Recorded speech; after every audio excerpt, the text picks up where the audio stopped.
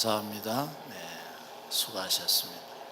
서로 인사하겠습니다. 반갑습니다. 잘 오셨습니다.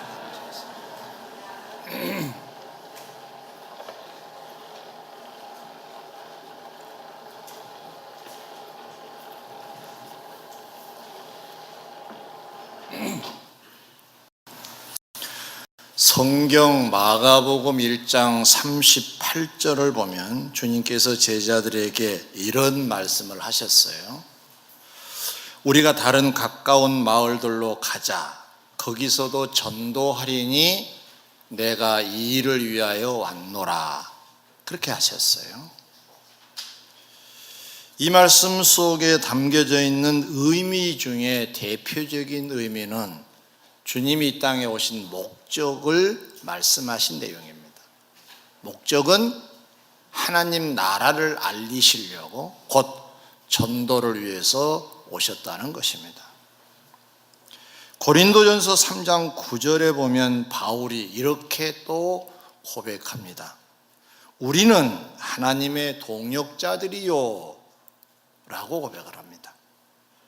이 말씀은 사도 바울이 자신과 당시에 고린도 교회 내에 서로 그룹을 지어서 난 누가 좋다라고 할 때 그룹의 대표자인 아볼로를 두고 하는 말입니다. 우리는 하나님의 동역자지 우리가 대단한 존재들은 아니다라는 차원에서 말씀을 했던 것입니다. 이 두 말씀을 묶어서 정리를 하면 우리는 어떤 존재냐? 전도를 위해 오신 주님이 우리를 선택하셔서 당신과 보조를 맞춰서 일하라고 부르신 하나님의 동역자들이라는 사실을 발견하게 됩니다. 그래서 오늘은 그 주님께서 일하시면서 우리를 불러 함께 일하자고 하신 우리들이 어떻게 해야 잘했다고 칭찬을 받을까? 어떻게 해야 인정과 칭찬과 복과 상을 받을 수 있을까? 이 답을 얻어야 일생이 성공할 수 있기에 오늘 이 본문을 여러분에게 소개하려고 합니다. 첫째로, 주님은 우리의 동역자로 주님이 오심이 아니라 당신의 동역자로 우리를 부르셨어요. 부르시고 하신 말씀 중에 하나가 나와 함께 살다 보면 고난이 올 수도 있다. 이 고난이 올 때 당황하지 말고 각오해라 하는 의미의 말씀을 하시고 또 보여주셨습니다. 오늘 본문 23장 10절에 보면 바울이 전도를 하다가 사람들에게 잡혀서 예수 전하지 말라고 하는 사람들에게 잡혀서 곤란한 상황에 처하여 있을 때 한 방법을 모색에 했어요. 자기 주장과 같이 주장한 사람들이 그 중에 있었습니다. 그 사람들과 그 반대되는 사람이 주위에 에워싸고 있을 때인데 그가 외칩니다. 나는 부활을 믿소.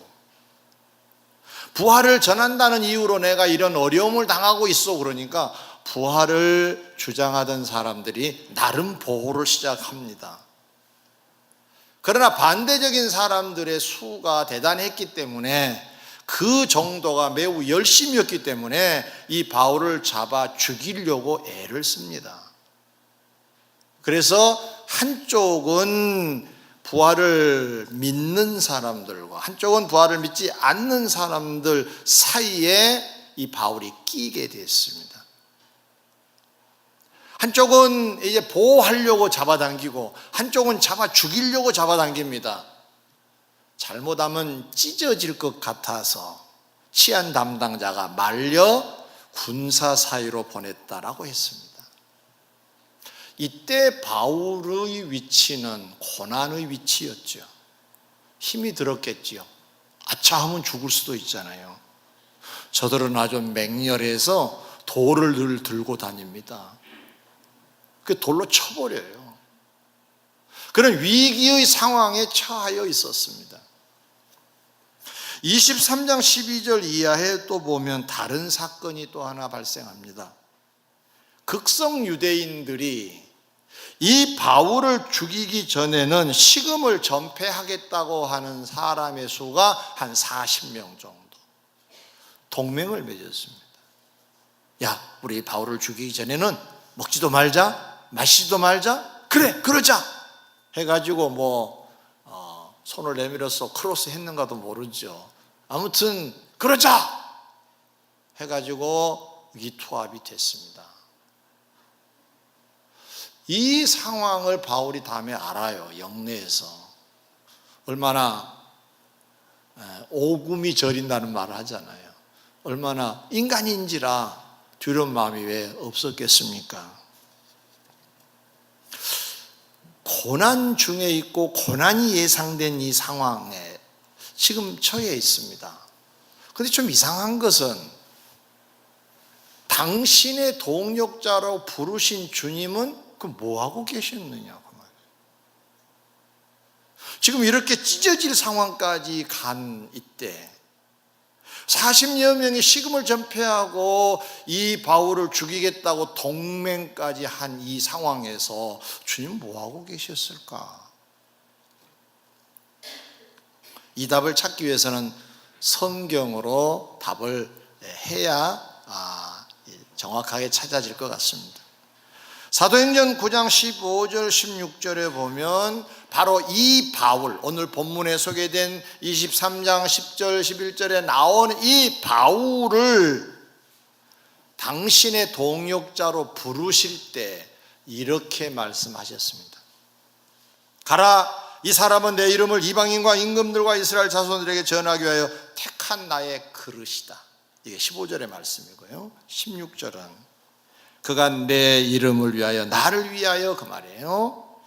얼마나 고난을 받아야 할 것을 내가 그에게 보이리라 고 하셨어요.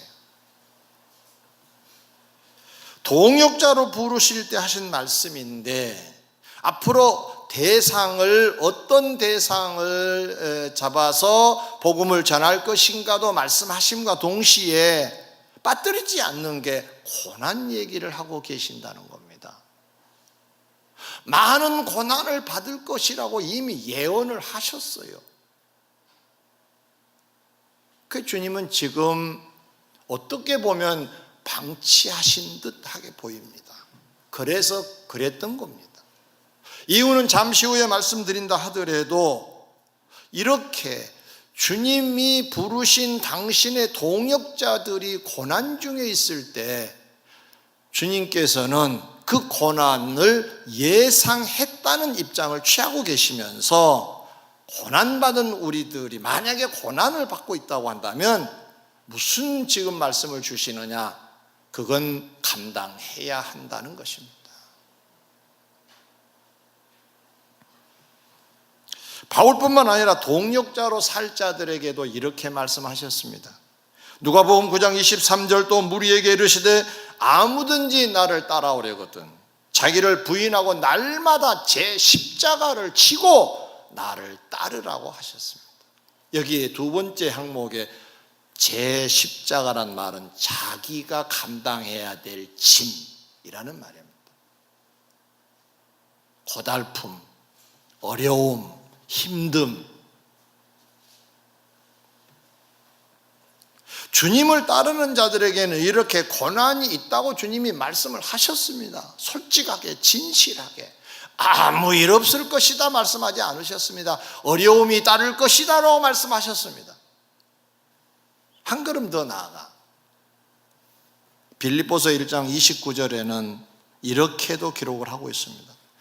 그리스도를 위하여 너희에게 은혜를 주신 것은, 은혜를 너희들에게 주신 것은 다만 그를 믿을 뿐 아니라 또한 그를 위하여 고난도 받게 하려 하심이라라고 했습니다. 고난? 그건 받는 거다. 감당해야 될 짐이다. 그거 잘 이겨내라고 은혜를 주셨다는 얘기예요. 에너지를 공급해 주셨다는 겁니다. 그 고비 넘기라고. 그렇다면 주의 동역자들인 우리들이 신앙생활하는 길에는 어려움이 올 수 있다는 얘기입니다. 만약에 여러분 중에 지금 교회를 오실 때 어려움을 겪고 오신 분도 계실 겁니다. 집에서 왜 교회 안 가냐 이런 집도 있지만 교회 가지 말라고 붙잡는 그러한 가정도 있지 않겠습니까?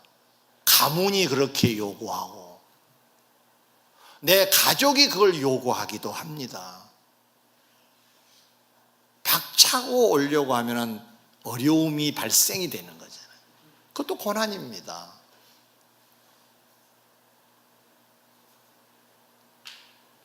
그런 고난이 있을 것을 말씀하셨고 그 고난을 이겨내라고 은혜까지 주셨다고 하잖아요. 그러면 고난이라고 하는 것은 오는데 우리가 감당하자가 맞는 것이지 고난 없어가 정답은 아니라는 사실입니다.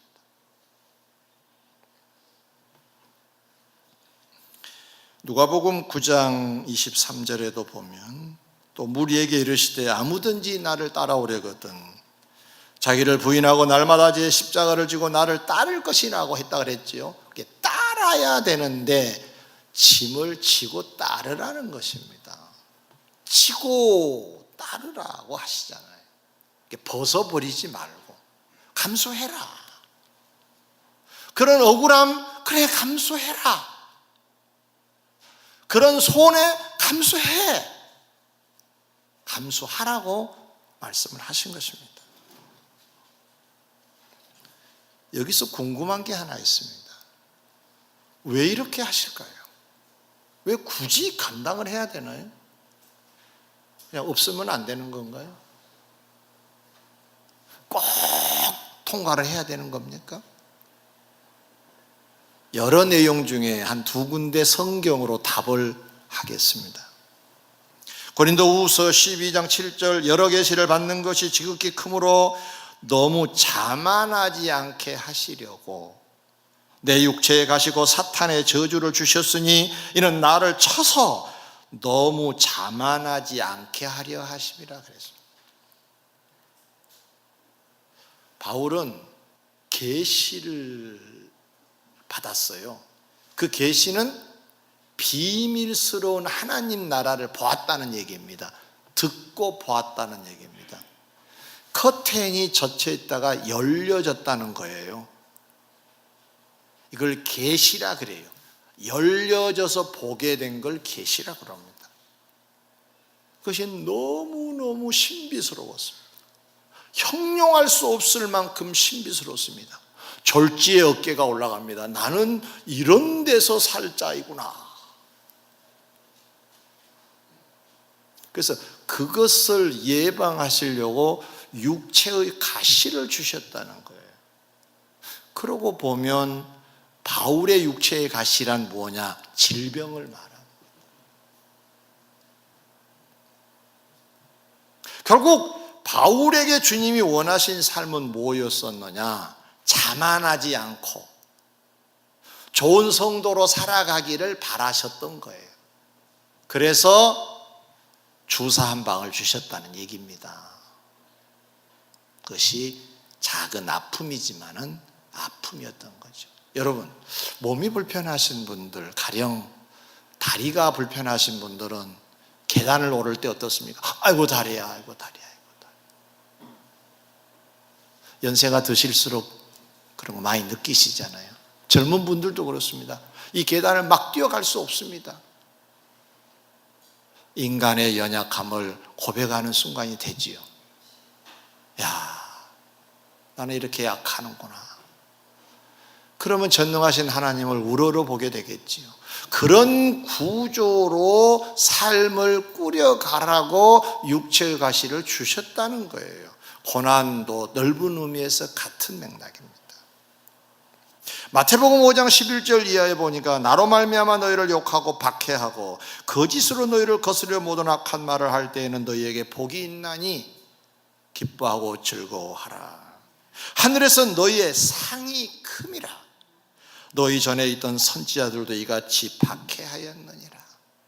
선지자들이 박해받을 때 하나님은 가만히 계셨어요. 그 이유를 밝히시기를 하늘에서 상이 큼이라. 이 다음에 주님을 만난 자리에서 할 말 있도록 만들어 주신다는 거예요. 그때 핍박이 심해서 교회 갈 수 없었는데 그래도 내가 교회에 갔습니다라고 하는 입장을 표명할 수 있는 거리를 제공하신 것이 바로 주님이 그 고난을 빨리 치우지 아니하시고 그냥 감당하라고 허락하신다는 것입니다. 성도 여러분, 주님의 동역자로 살다 보면 어려움, 아픔, 괴로움, 눈물, 손해, 억울함 등등을 만날 수 있습니다. 정도의 차이는 있지만 그때마다 주님의 동역자가 되면 이런 것들도 온다고 하는데 그래서 왔구나. 동시에 내가 교만하지 말아야지. 동시에 상도 있겠구나. 미래를 소망하면서 힘있게 잘 감당해 내시기를 주의 이름으로 축원합니다. 두 번째로, 동역자로 우리를 이끄시면서 주님은 우리에게 끊임없이 할 일을 제시하시는데 그 제시의 방법이 성령의 감동으로 우리 마음을 이끌어 가신다는 겁니다. 본문의 배경이 되는 예루살렘에서의 활동, 가서 외치고 잡히고 이런 모든 활동은 그 순간 기분과 감정에서 출발한 건 아니었습니다. 그럼 어디서 출발했느냐? 사도행전 20장에 보니까 21절 이하에 이렇게 고백합니다. 보라, 이제 나는 성령에 매여 예루살렘으로 가는데 거기서 무슨 일을 당할는지 알지 못하노라. 오직 성령이 각성에서 내게 증언하여 결박과 환난이 기다린다고 하셨다. 이런 입장을 취해요. 예루살렘으로 가는데 가서 무슨 일을 만날 수는 없지만 아무튼 가게 되는데 그 배경을 말씀하시기를 성령에 매여 예루살렘으로 가고 있다는 겁니다. 이 말은 뜻을 풀이하면 성령 하나님이 영으로 오셔서 우리의 마음에 감동을 주심으로 가게끔 하셨다는 말이에요. 이거 딱 눈에 보이는 건 아니죠. 마음에 감동을 주셔서 가도록, 갈 수밖에 없도록 적극적인 권면이 계셨다는 얘기입니다.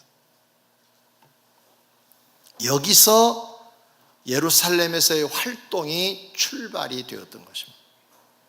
그냥 가볼까?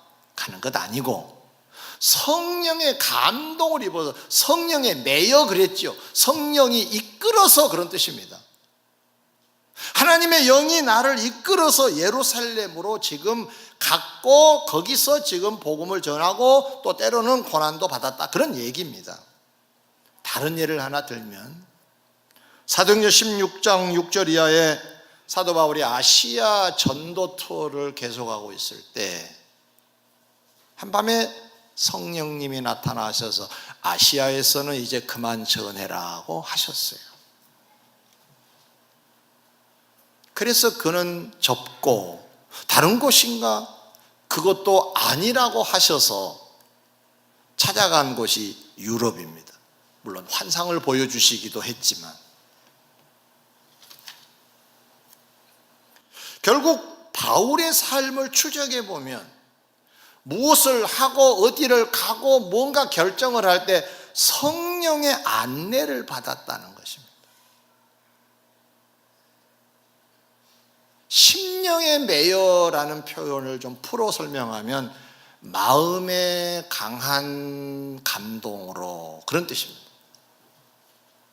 그래서 발걸음을 예루살렘으로 가게 되고 유럽으로 가게 되었다고 하는 말씀입니다.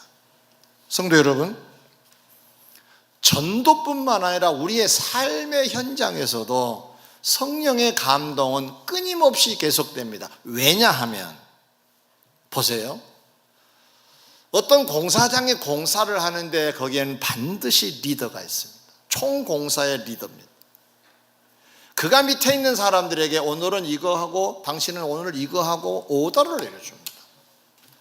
오더가 내려지면 그거 하면 그 리더가 모든 걸 종합해서 이루어 가지요.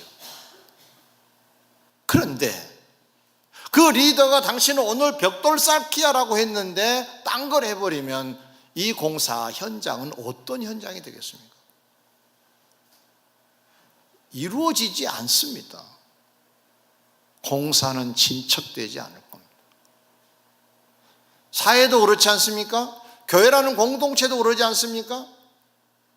우리가 영적으로 말하면 성령의 인도를 받는 주님의 동역자, 내 동역자가 주님이 아니라 주님이 주도적으로 일하시고 리더신데 그분을 뒤따라다니는 소위 보조자들, 참모들인 우리들이 어떻게 살 것이냐?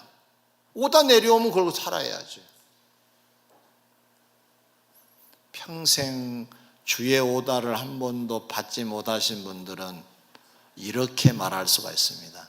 미안한 얘기인데 세상을 주 뜻대로 사는 사람들은 아니고요, 자기 멋대로 사는 사람들이에요. 그 삶도 한 삶이 되겠지만 그 삶의 끝자락에서 주님을 만난다면 뭐라고 하시겠습니까? 우리는 이 땅에서 주님과 동행을 하는 사람들뿐만 아니라 영생의 나라에서 주와 영원히 살 사람들인데, 그 주님을 만난 자리에서 이 세상을 살아갈 동안 동역자로 잘 살았는가를 물으신다면 뭐라고 할 수 있겠냐는 거죠. 나에게 내리신 오도, 곧 성령의 감동으로 뭔가 일거리를 제시하실 때 내가 그것을 감당해야 한다는 것입니다.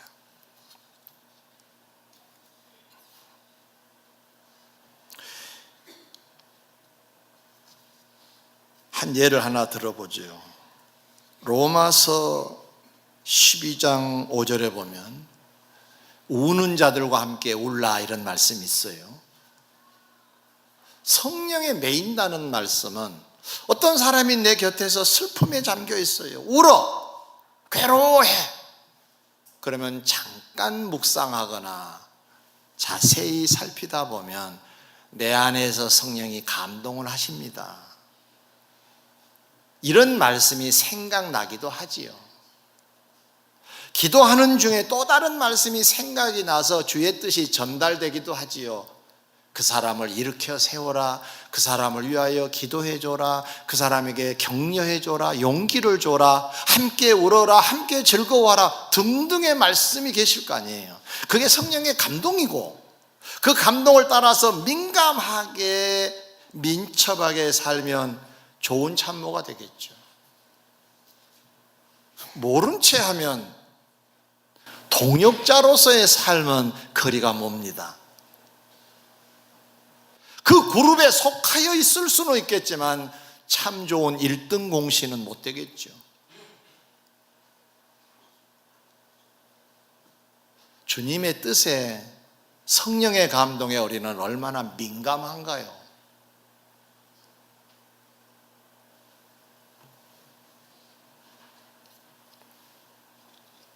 제가 일부 예배 오신 분들이 오늘 점심을 준비하기 위해서 일찍 예배에 오셨더라고요.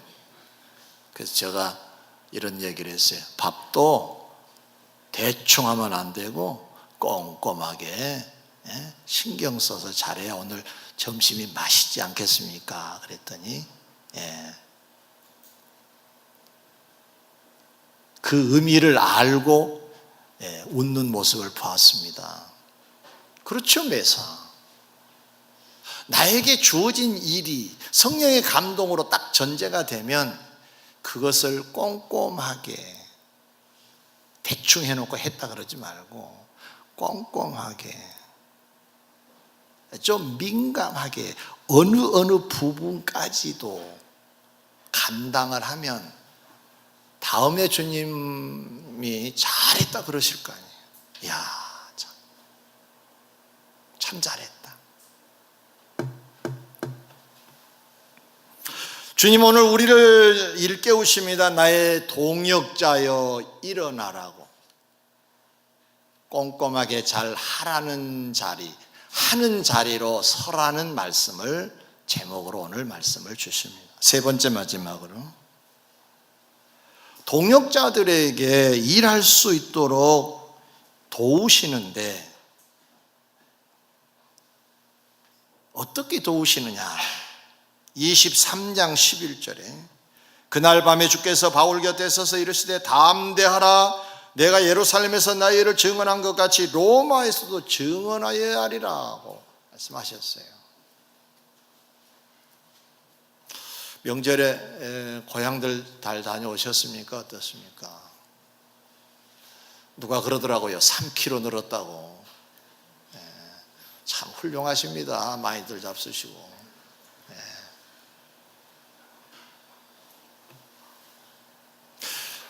저는 못 갔습니다. 못 갔는데 고향 생각을 많이 했습니다. 저희 시골 교회가 50주년, 이번에 교회를 설립하고 50주년이 되는 해여서 저를 좀 초대했는데 또 이런저런 상황을 살펴보고 이제 못 갔습니다.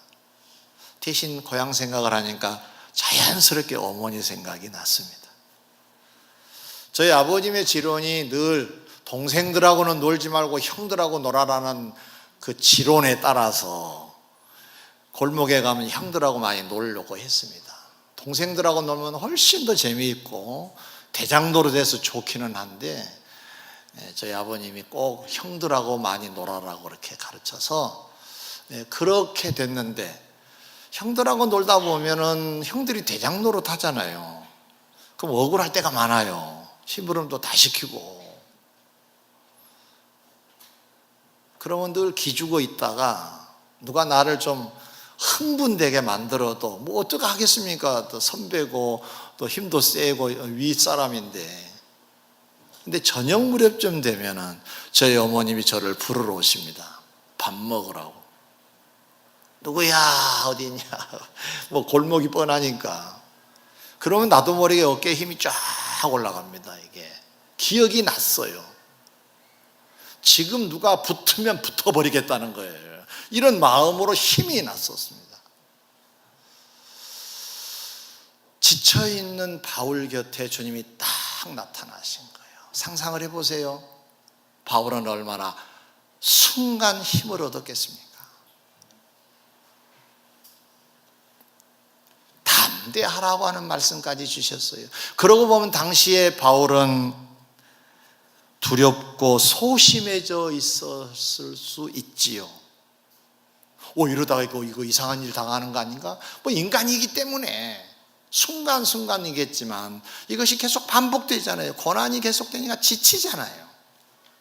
그때 딱 나타나셔서 바울아, 두려워하지 말고 담대하라. 그 후에 일정을 보면 바울은 또 복음을 열심히 전합니다. 왜? 힘을 내서 힘을 얻었거든요. 격려와 위로로. 주님은 이렇게 때로는 친히 오셔서 위로하시고 격려도 하신 줄 믿습니다. 우리를 동역자로 삼으시고 내 팽개쳐 놓으시고 마음대로 해봐라가 아니라 늘 주시하고 계시면서 고난은 받되 그러나 용기는 잊지 말고 일하라고 위로하고 격려하고 계신다는 사실을 여러분도 받으시고 위로가 되시고 격려가 되시기 바랍니다. 고린도서 18장 9절로 10절에 보니까 밤에 주께서 환상 가운데 바울에게 말씀하시되 두려워하지 말며 침묵하지 말고 말하라. 내가 너와 함께 있음에 어떤 사람도 너를 대적하여 해롭게 할 자가 없다. 이런 말씀도 하셨어요. 이게 고린도 지역에서의 말씀인데요. 그 후에 사도 바울은 고린도 지역에서 얼만큼 목회를 했느냐, 전도를 하고 가르쳤었느냐, 1년 6개월을 했습니다. 전도 여행자는 이렇게 길게 한 곳에 머무르지 않습니다. 근데 그 위로와 격려, 그 용기를 주심으로 거기서 힘을 얻어서 그 대적자들이 둘러싸여 있는 곳이었지만 그곳에서 복음을 1년 6개월 동안 전하고 가르치는 일을 했다는 것입니다.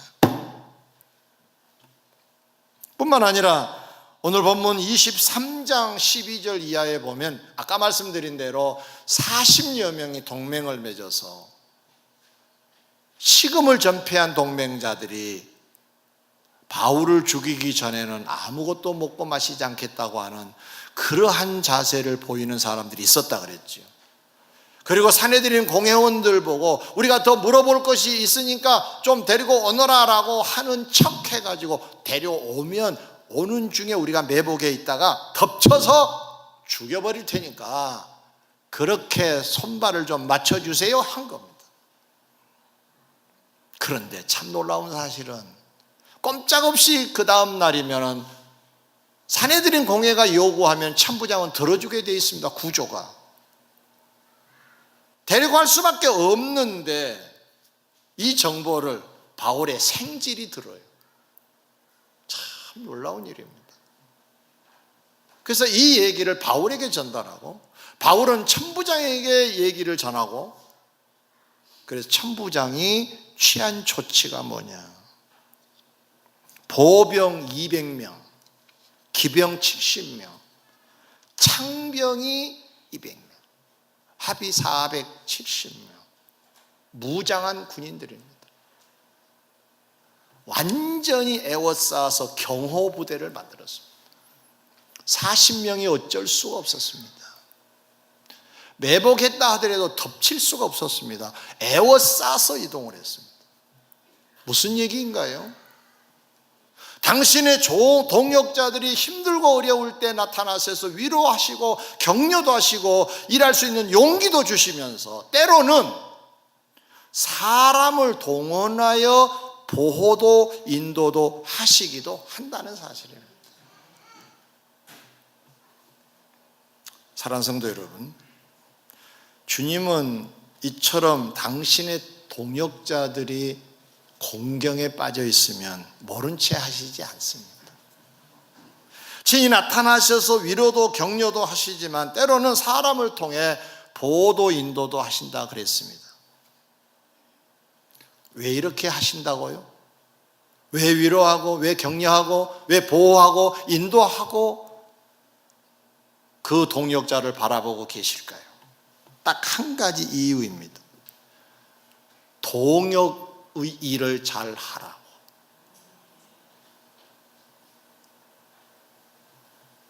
말씀을 맺습니다.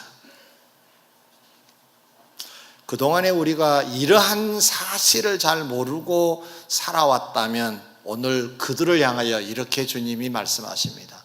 나의 동역자여, 일어나라. 그 무지에서 깨서 알고 살아라. 이 말씀을 주신 줄 믿습니다. 때로는 알면서도 게으르고 나태함에 빠져 있을 수도 있습니다. 여러 핑계를 대고 그들에게도 동일하게 말씀하십니다. 나의 동역자여, 일어나라. 게으르지 말라. 이것저것 알면서도 세상이 좋아 세상에 취하여 있는 자들에게도 동일한 말씀을 하십니다. 취한 세상에서 서 있는 이 나의 동역자들이여, 일어나라. 무지에서 일어나기를 소망하시고 게으름에서 일어나기를 소망하시고 세상에 취하 있는 자리에서 일어나기를 소망하시는 주님이 오늘 우리를 향하여 이렇게 외치십니다. 나의 동역자들이여, 일어나라. 왜 일어나야 되죠? 우리가 주님의 동역자이기 때문입니다.